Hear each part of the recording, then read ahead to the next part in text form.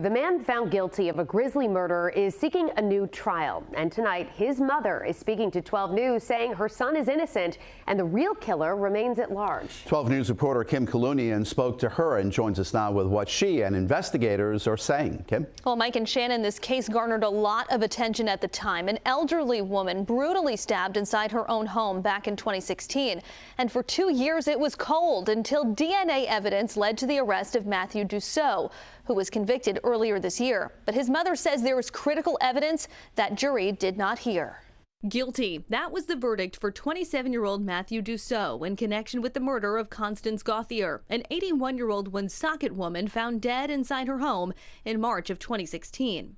I think the criminal justice system failed my son as well as Connie and many others. Matthew's mother, who spoke to 12 News over the phone and asked for her name not to be used in this story, is confident her son is wrongly accused. Gauthier was found stabbed more than 60 times inside her home. 2 years later, Dussault was tied to the crime through what's called touch DNA. That's forensic evidence left behind by skin cells. Investigators used a genealogy database to link that DNA to either the father or biological son of Dussault's mother. She tells 12 News Gauthier was a family friend, and while her son had visited that home, he did not commit the crime. She's also raising questions like who was captured on this surveillance video entering Gauthier's home in the days before her body was discovered, a video that was not shown at trial.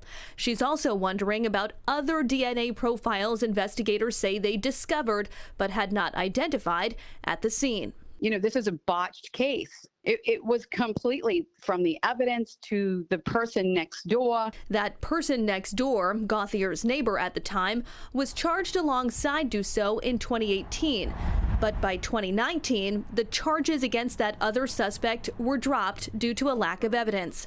At the time, police also said it was possible they would make additional arrests. So far, there have been none.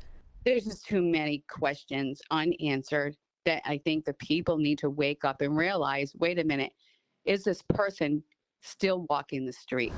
Last month, after a 5-day trial, jurors found Dussault guilty of 1 count of first-degree murder and agreed he used aggravated battery or torture in the crime, which can come with a sentence of life without the possibility of parole. Constance Gauthier's niece was relieved at the outcome. That came nearly 9 years after her aunt's death. Our family and friends are so very relieved that this day has finally come. We've waited way too long. Now my Aunt Connie can finally rest in peace. Attorney General Peter Nerona saying in a statement, quote, to look no further than the judgment imposed by this jury to understand the severity of this defendant's crime. I can only hope that those who loved her feel a sense of closure knowing that justice has been served. Woonsocket's police chief declined to answer specific questions about the investigation, evidence, or additional suspects, saying the case was still open and they would consider any new information brought forward. Dussault's mother says she hopes what she believes is the truth finally comes out.